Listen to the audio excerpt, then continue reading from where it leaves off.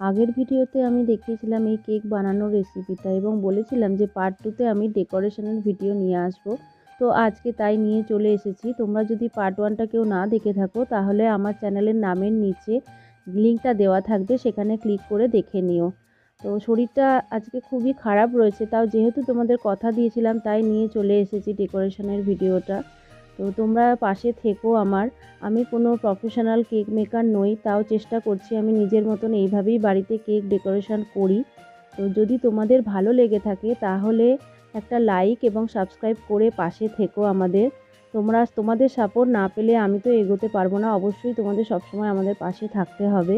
তো দেখো আমি আমার মতন চেষ্টা করলাম ক্রিসমাস কেকটা বানানোর। তো যদি ভালো লেগে থাকে তাহলে একটা লাইক এবং সাবস্ক্রাইব দিও, এবং তোমাদেরকে অনেক ধন্যবাদ এবং মেরি ক্রিসমাস তোমাদের সবাইকে। তোমরা খুব ভালো থেকো এবং এনজয় করো। টাটা।